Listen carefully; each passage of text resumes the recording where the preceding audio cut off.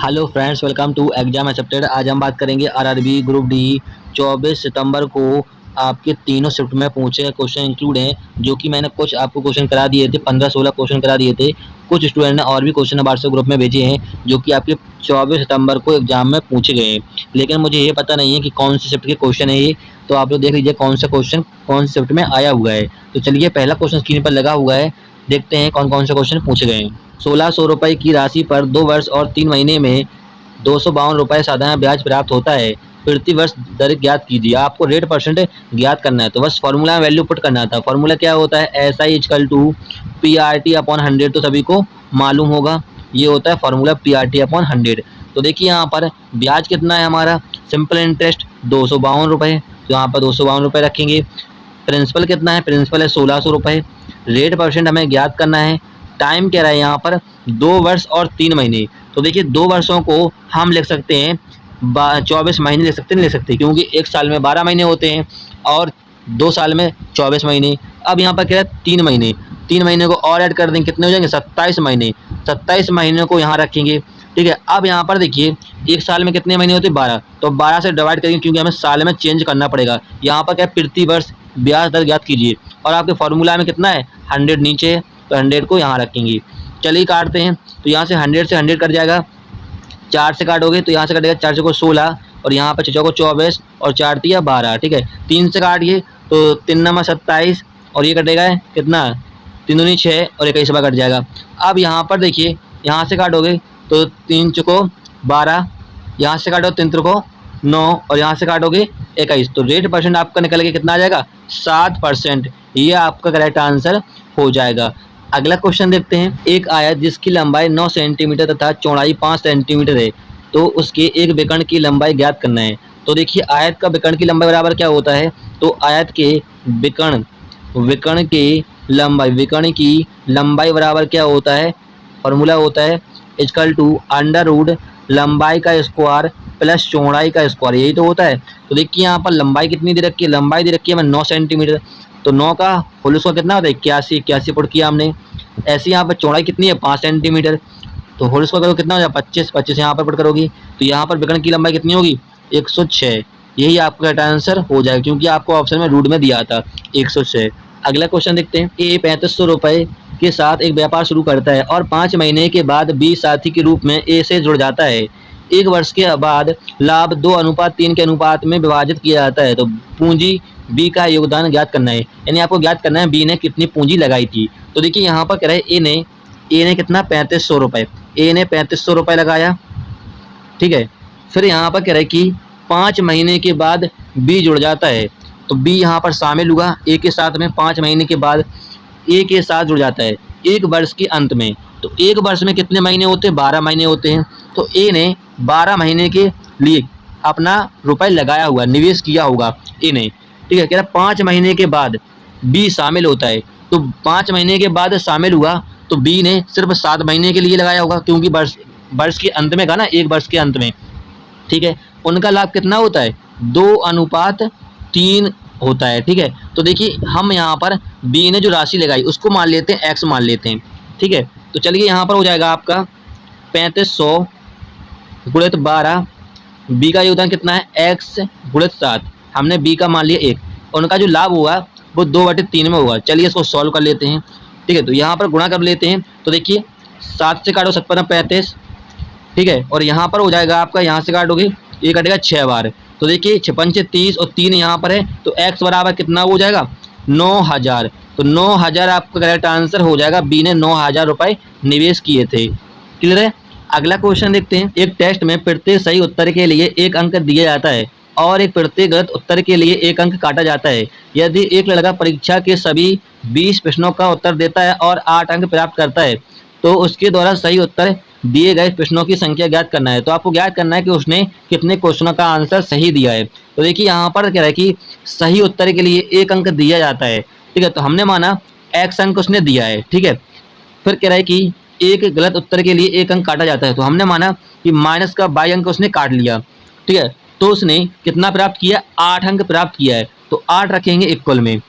फिर यहाँ पर कह रहा है कि एक लड़का ने परीक्षा के सभी 20 प्रश्नों का उत्तर दिया। परीक्षा में प्रश्न कितने थे? 20। तो ये हो जाएगा आपका x plus Y equal to 20। ठीक है, तो यहाँ से आपका जल्दी आंसर आएगा। तो यहाँ से 22 से बाई कट जाएगा, यहाँ पर हो जाएगा 2x बराबर 28, काटोगे तो यहाँ से 14 बार कट जाएगा, तो x बराबर कितना हो जाएगा? 14। तो उसने 14 क्वेश्चनों का आंसर दिया है। ये क्वेश्चन देखने में बड़े लगते हैं लेकिन सिंपल होते हैं, तो आपका 14 करेक्ट आंसर हो जाएगा। क्योंकि हमने माना था x अंक दिया है, तो हमें देखना था कितने प्रश्न का उसने उत्तर दिया है। तो 14 प्रश्नों का सही उत्तर उसने दिया है। अगला क्वेश्चन देखते हैं। अपनी साइकिल पर सवार एक व्यक्ति 25 सेकंड में 150 मीटर की दूरी तय करता है। किलोमीटर प्रति घंटा में उसकी गति ज्ञात कीजिए। आपको स्पीड ज्ञात करनी है, तो फॉर्मूला में से वैल्यू को पुट करना था। फॉर्मूला क्या होता है? डी बराबर एस टी। तो यहाँ पर देखिए डी यहाँ पर डिस्टेंस है, एस यहाँ पर स्पीड, टी यहाँ पर टाइम। तो डिस्टेंस कितनी है? दूरी 150 मीटर है, यहाँ पर पुट करेंगे। फिर यहाँ पर आपको टाइम कितना है? 25 सेकंड का। तो हम यहाँ से निकाल पाएंगे स्पीड। तो टाइम कितना है? 25 सेकंड का है। तो यहाँ से आप काटोगे तो 25 छक्का 150। तो हमारी जो स्पीड निकल के आ गई किसमें? मीटर प्रति सेकंड में स्पीड निकल के आ गई 6। ये है आपकी मीटर प्रति सेकंड में, लेकिन हमें ज्ञात करना है किलोमीटर प्रति घंटा में, क्योंकि यहाँ पर कह रखा है कि किलोमीटर प्रति घंटा में ज्ञात कीजिए। किलोमीटर प्रति घंटा में ज्ञात करने के लिए क्या करते हैं हम लोग? 18/5 से गुणा करते हैं। ठीक है, तो यहाँ पर क्या हो जाता है? 48, 4 और 10/5, ये हो जाएगा आपका। अब यहाँ पर भाग दीजिए, तो ये हो जाएगा आपका 5 दूनी 10, 5 एकम 5 और 6 पंचे 30। तो 21.6 किलोमीटर प्रति घंटा स्पीड होगी आपकी किलोमीटर में। ये आपका करेक्ट आंसर हो जाएगा, क्योंकि आपसे किलोमीटर प्रति घंटा पूछा था। अगला क्वेश्चन देखते हैं। एक समबाहुभुज की भुजाओं की संख्या कितनी है जिसका प्रत्येक बाहु कोण 40 अंश है? तो देखिए यहाँ पे भुजाओं की संख्या ज्ञात करनी है। देखिए कोई भी बहुभुज हो उसका हमेशा बाहु कोण कितना होता है? 360 होता है। कोई भी बहुभुज ले लीजिए, चाहे वो त्रिभुज हो, चाहे आयत हो, चाहे वर्ग हो, चाहे पंचकोण हो, चाहे षट्कोण हो, चाहे द्विकोण हो, उसका हमेशा क्या होता है? कोई भी बाहु कोण कितना होता है किसी भी बहुभुज का? 360 होता है। ठीक है, तो यहाँ पर आपको बाहु कोण कितना दे रखा है? 40 अंश दे रखा है। 40 प्रेजेंट करेगा किसको? 360 को। तो 0 से 0 काट दोगे, 4 से काटोगे तो 1 इक्वल टू कितना हो जाएगा? 9। तो 9 भुजाएं होंगी समबाहुभुज में। ठीक है, ये आपका करेक्ट आंसर हो जाएगा। एक लाइन का क्वेश्चन था। अगला क्वेश्चन देखते हैं।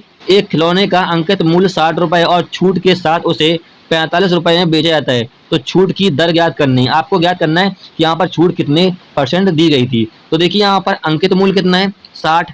एमआरपी कितना है? एमआरपी 60, यानी अंकित मूल्य कितना है? 60 है। फिर यहाँ पर कह रहा है कि छूट के बाद छूट के साथ उसे 45 रुपए में बेचा जाता है, तो आपका सेलिंग प्राइस कितना है? सेलिंग प्राइस है आपका 45। ठीक है, तो इन दोनों का देखिए अंतर कितना है? 15 का अंतर है। गणना किस पे करते हैं? अंकित मूल्य पर। तो 60 को रखेंगे नीचे। अब हमें छूट ज्ञात करनी है तो परसेंट में करेंगे, तो यहाँ पे 100 से मल्टीप्लाई कर देंगे। काटोगे तो यहाँ से कटेगा 15 चौको 60 और यहाँ से काटोगे 25, तो 25% क्या होगी? छूट होगी। ये आपका करेक्ट आंसर हो जाएगा। अगला क्वेश्चन देखते हैं कि आपको यहाँ पर संख्या दे रखी है, इसका आपको विस्तार करना था, इसका मान ज्ञात करना था। देखिए यहाँ पर लिखा हुआ है 0.018। 18 के ऊपर क्या लिखा हुआ है? बार। देखिए बार का मतलब होता है कि 18 की बार बार क्या हो रही है? पुनरावृत्ति हो रही है, इसलिए यहाँ पर बार लिखा हुआ है। इसका हमें विस्तार करना है। तो देखिए जिन अंक के ऊपर बार है, तो आप देखिए किन अंक के ऊपर बार है? 1 और 8 के। तो कितने अंक है? 2 अंक है। तो 2 अंक है, तो 2 बार हम क्या करेंगे? नीचे 9 लिखेंगे। अब किस पर बार है? 18 पे, तो 18 को लिखेंगे ऊपर। ठीक है, अब देखिए कितने अंक पर बार नहीं है। ठीक है, दशमलव की बात देखना है हमें। तो देखिए यहाँ पर दशमलव के बाद एक अंक पर क्या नहीं है? बार नहीं है। तो एक अंक को हम क्या लिखेंगे? नीचे 0 लगा देंगे, क्योंकि एक अंक पर बार नहीं है, तो एक अंक यहाँ पर 0 लगा देंगे। अब ये कट रहा है 18 से, तो काटेंगे। तो देखिए 18 से काटो, 18 पंचे 90, 18 पंचे 90, ये हो जाएगा 1/55। ये होगा आपका करेक्ट आंसर। क्लियर है? अगला क्वेश्चन देखते हैं। चंदन 3 किलोमीटर प्रति घंटा और 4 किलोमीटर प्रति घंटा और 8 किलोमीटर प्रति घंटा की गति से बराबर दूरियां तय करता है और कुल 42.5 मिनट का समय लेता है, तो किलोमीटर में कुल दूरी ज्ञात कीजिए। कुल आपको दूरी ज्ञात करनी है। तो सिंपल क्वेश्चन है। तो यहाँ पर कह रहा है कि समान दूरियां हैं, तो दूरी को मान लेते हैं डी समान। ठीक है, यहाँ पर कह रहा है 3 किलोमीटर, 3 नीचे रखेंगे। फिर कह रहा है कि 4 किलोमीटर, दूरी तो हमारी समान ही है, मतलब डी माना हमने यहाँ पर दूरी को 4। फिर यहाँ पर अगली कौन सी? 8 किलोमीटर। टाइम कितना लग रहा है यहाँ पर? 42.5। अब यहाँ पर देखिए टाइम जो है वो आपको मिनट में दे रखा है और स्पीड आपको घंटे मतलब किलोमीटर प्रति घंटा में दे रखी है। तो इसको हम घंटा में चेंज करेंगे। टाइम को घंटा में चेंज करने के लिए क्या करते हैं? हम 60 से भाग देते हैं। चलिए इसको सॉल्व कर लेते हैं। तो यहाँ पर देखिए दशमलव को हटाओगे, यहाँ 0 लग जाएगा आपका।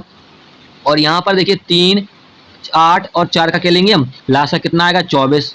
ठीक है, यहाँ पर हो जाएगा 8 या 24 डी प्लस, और यहाँ पे चौको 24 डी, और यहाँ पर कितना हो जाएगा 8 या 24 3 डी बराबर कितना हो जाएगा यहाँ पर 42 425 ये हो जाएगा। ठीक है, अब इसको सॉल्व करोगे तो यहाँ पर इनको जोड़ोगे कितना हो जाएगा 17 डी अपॉन कितना है 24 इक्वल टू कितना है 425, और यहाँ पर कितना है 600।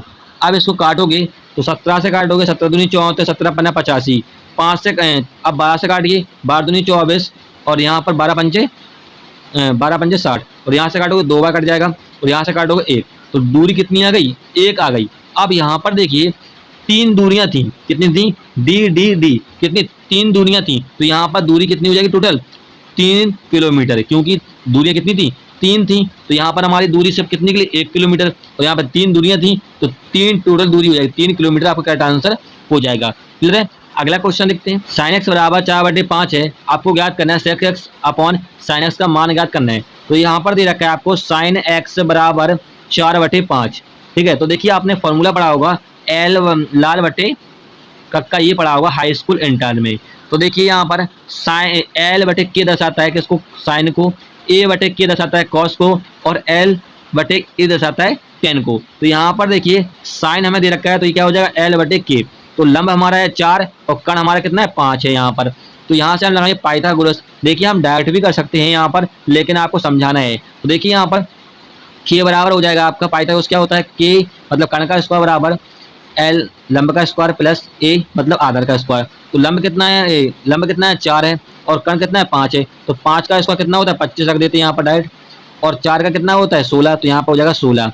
ठीक है, यहाँ से निकालेंगे आधार, 16 आपका उधर चला जाएगा, तो ए स्क्वायर बराबर क्या हो जाएगा यहाँ पर 9, अंडर रूट को हटाओगे यहाँ से स्क्वायर हटाओगे तो यहाँ पर अंडर रूट हो जाएगा, तो ए बराबर कितना हो जाएगा 3 हो जाएगा यहाँ पर। अब हमें आधार पता है तो हम निकाल सकते हैं कि सेक एक्स, तो सेक एक्स यहाँ पर हम निकालेंगे अपन क्या है साइन एक्स, तो सेक एक्स बराबर क्या हो जाएगा आपका के बटे ए हो जाएगा, और आपका साइन का मान आपको पता ही है, लेकिन यहाँ पर लिख देते हैं एल बटे के समझाने के लिए। तो देखिए एल के कितना निकला था हमारा 5 था, ए कितना निकला 3, एल कितना था 4, और यहाँ पर के 5, यहाँ पर गुणा करोगे ये ऊपर चला जाएगा आपका, तो ये यहाँ पर निकलेगा 25/12, 25/12 आपका करेक्ट आंसर हो जाएगा। अगला क्वेश्चन देखते हैं। दो संख्याओं का अनुपात 4:5 के अनुपात में और उनका मासा कितना 13 है, तो आपको लासा ज्ञात करना था। तो देखिए इस क्वेश्चन का कुछ नहीं करना है आपको, यहाँ पर दो संख्या कितनी है 4:5 है, और आपको मासा कितना 13 दे रखा है, तो आपको क्या करना है 4 × 5 और 13 का गुणा और कर देना है आपको उन्हीं संख्याओं में, तो आपका एलसीएम निकल के आ जाएगा। तो ये हो जाएगा 20, और कितना हो जाएगा 20 × 13 कितना 360 260 आपका करेक्ट आंसर हो जाएगा। अगला क्वेश्चन देखते हैं। कोई एक डेटा दे रखा था, आपको माध्य ज्ञात करना था। देखिए माध्य कैसे ज्ञात करते हैं, माध्य ज्ञात करते हैं जितनी संख्या दे रखी हो उनको ऐड कर देते हैं, और जितनी संख्या है मतलब नंबर कितने हैं उनसे डिवाइड कर देते हैं। तो चलिए यहाँ पे माध्य निकाल लेते हैं। तो माध्य निकालने के लिए क्या करना पड़ेगा, इन संख्या को जोड़ना पड़ेगा। तो 2 + 9 + 9 + 3 प्लस कितना है 6 + 9 + 4, ये है संख्या कितनी है टोटल 7 संख्या है। तो 7 से हम डिवाइड करेंगे भाग देंगे, तो इनको जोड़ोगे 11, और यहाँ पर 9 3 6 9 और यहाँ पर 8, कितना हो गया 42 हो गया बटे 7, 7 से काटोगे 7 × 42, तो 6 क्या होगा आपका माध्य हो जाएगा, करेक्ट आंसर होगा। अगला क्वेश्चन देखते हैं। 221 रुपए को 1:3:6:7 के अनुपात में विभाजित किया जाता है, तो संबंधित अनुपात रुपए में है, तो आपको रुपए में ज्ञात करना कितना अनुपात होगा। तो देखिए हमने माना A अनुपात B अनुपात C अनुपात D, इनका अनुपात कितना है 1:3:6:7 अनुपात है। तो देखिए इनका जो योग है वो दे रखा है आपको कितना 221, तो इनका योग कर देंगे कितना हो जाएगा 10 17, तो 17 = क्या हो जाएगा आपका 221, काटोगे यहाँ से तो 17 × 17 और यहाँ पर 17 × 3 = 1 = कितना हो गया 13। अब यहाँ पर हम 13 का मान यहाँ पर पुट करोगे तो 13 × 13 A का निकल के आ गया, 3 × 39 B का निकल के आ गया, 3 × 78 और 23 × 91, तो ये होगा आपका रुपए का अनुपात, ये आपका करेक्ट आंसर हो जाएगा। अगला क्वेश्चन देखते हैं। श्रीमान अक्षर 15% की हानि के साथ 20,400 रुपए में एक बस बेचता है, 15% का लाभ प्राप्त करने के लिए वस्तु को किस मूल्य पर बेचा जाना चाहिए। तो देखिए यहाँ पर कह रहा है 15% की हानि, तो हमने माना क्रय मूल्य 100 रुपये है, कॉस्ट प्राइस कितना है 100 है। यहाँ पर कह रहा है 15% की हानि, तो 100 से हम 15 घट जाएंगे, कितना बचेगा 85 बचेगा आपका। तो ऊपर होता है सेलिंग प्राइस और नीचे होता है आपका कॉस्ट प्राइस। सेलिंग प्राइस मतलब विक्रय मूल्य, कॉस्ट प्राइस मतलब क्रय मूल्य। अब यहाँ पर देखिए इसको हल्का कीजिए, थोड़ा सा काटेंगे तो ये कटेगा 17/20। अब यहाँ पर देखिए कह रहा है कि 20,400 रुपये में बेचा जाता है, तो आपका विक्रय मूल्य कितना है 20,400 और हमारा कितना यहाँ पर 17 है, तो 17 प्रेजेंट करेगा 20,400 को। काटोगे यहाँ से तो 17 एकम 17 और यहाँ पर 17 एकम 17 17 34, कितने 1200 का कटा। हम गुणा कर देंगे 20 का, तो यहाँ पर कॉस्ट प्राइस क्रय मूल्य निकल के आ गया कितना 12×24,000 निकल के आ गया। अब आपसे कह रहा है कि 15% का लाभ प्राप्त करने के लिए, तो फिर से हमने क्रय मूल्य 100 माना, लाभ होगा तो हम बढ़ जाएंगे 100 से बढ़ेंगे 15, कितना हो जाए 115। काट दोगे यहाँ से तो 0 से 2 बिंदी कट जाओगे, गुणा कर दोगे यहाँ से, तो चलिए गुणा कर लेते हैं।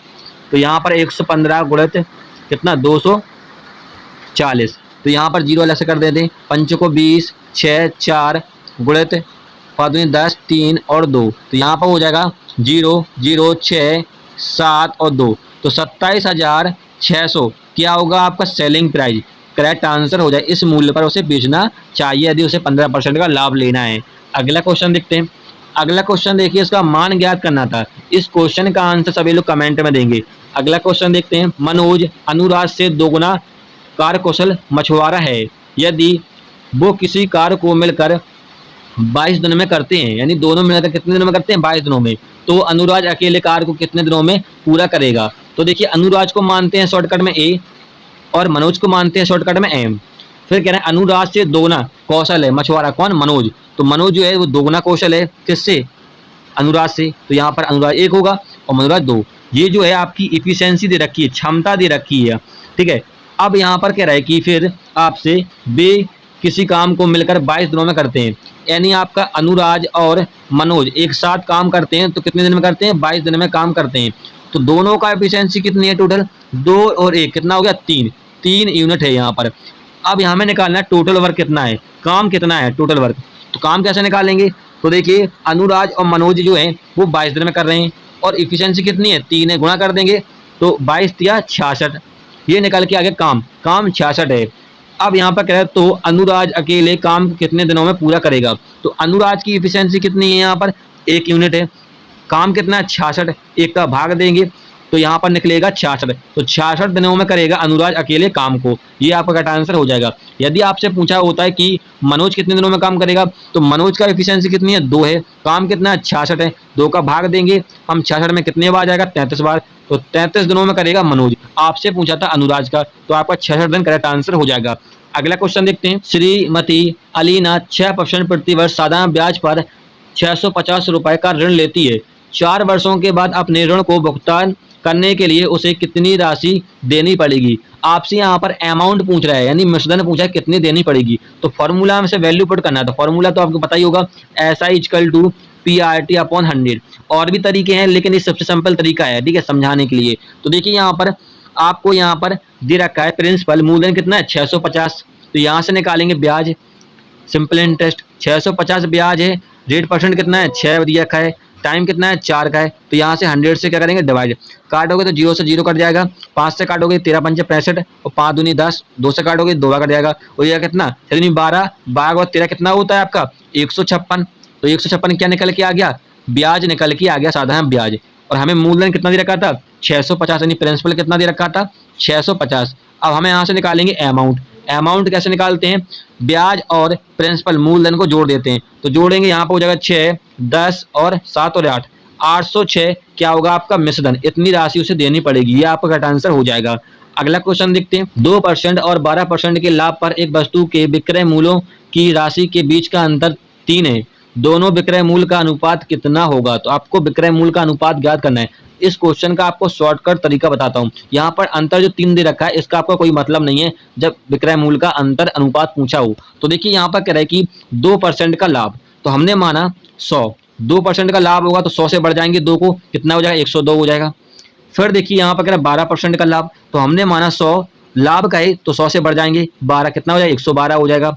तो यहाँ से देखिए 100 से 100 कट जाएगा और यहाँ से 2 से काटोगे तो ये हो जाएगा 51.56। ये आपका विक्रय मूल्य का अनुपात करेक्ट आंसर हो जाएगा। क्यों हो जाएगा, क्योंकि आपका नीचे होता है कॉस्ट प्राइस, ऊपर होता है विक्रय मूल्य यानी सेलिंग प्राइस, तो हमें सेलिंग प्राइस का अंतर पूछा था। अगला क्वेश्चन देखते हैं, यदि दो संख्याओं का गुणनफल कितना है, 2522 है और उनका लघुत्तम समावर्तक यानी लासा कितना है, 97, तो आपको मासा ज्ञात करना है। फॉर्मूला क्या होता है, दो संख्याएं मल्टीप्लाई बराबर एलसीएम गुणित एचसीएफ, यही तो होता है। तो यहाँ पर देखिए दो संख्याओं का आपको गुणनफल कितना दे रखा है, 2522 और यहाँ पर एलसीएम मतलब लघुत्तम समावर्तक कितना, 97 है और यहाँ पर आपको एचसीएफ ज्ञात करना है। तो देखिए आप यहाँ से काट दीजिए, तो यहाँ से काटोगे 57 से पूरा पूरा कितना 2 6 26 बार, तो एचसीएफ कितना 26 बार कट गया, तो एचसीएफ मासा कितना होगा, 26 होगा। ये आपका करेक्ट आंसर हो जाएगा। अगला क्वेश्चन देखते हैं, एक दुकानदार फलों की खरीदारी तथा बिक्री करते समय भार में धोखाबाजी करते हुए 8% के गलत भार का प्रयोग करता है तो उसे कुल कितने प्रतिशत का लाभ होता है। तो देखिए यहाँ पर कह रहा है 8% का गलत भार का प्रयोग किया गया है। तो इस क्वेश्चन को करने का शॉर्टकट तरीका क्या होता है, यहाँ पर एक फॉर्मूला को ध्यान रखना है, a plus B plus A into B upon 100। ठीक है, ये होता है रामबाण फॉर्मूला, तो इसी में हम पुट करेंगे। अब यहाँ पर देखिए ए का मान और बी का मान क्या है, यहाँ पर जो 8% है यही आपका ए का मान होगा, यही आपका बी का मान होगा। तो यहाँ पर हो जाएगा 8 प्लस 8 मल्टीप्लाई 8 अपॉन 100। तो यहाँ पर देखिए 8 और 8 जोड़ दो कितना हो जाएगा, 16 हो जाएगा और यहाँ पर 64/100, इसको लिख सकते हो आप लोग क्या, 16 प्लस 0.64 लिख सकते नहीं लिख सकते। अब इसको जोड़ोगे तो क्या हो जाएगा, 16.64 हो जाएगा। ये आपका करेक्ट आंसर हो जाएगा, इतना परसेंट का उसे कुल प्रॉफिट होगा। चलिए फ्रेंड्स, इतने क्वेश्चन मुझे मिले थे जो कि आपके 24 सितंबर को कुछ क्वेश्चन मुझे रह गए थे जो कि आपके आरआरबी ग्रुप डी में पूछे गए थे। मुझे ऐसे ही ग्रुप में आए क्वेश्चन तो मैंने आपको करा दिए यहाँ पर। ठीक है, वीडियो हेल्पफुल लगे तो आप लोग लाइक कीजिएगा और चैनल को भी सब्सक्राइब कर लीजिएगा। फिर मिलेंगे नेक्स्ट वीडियो में। जय हिंद।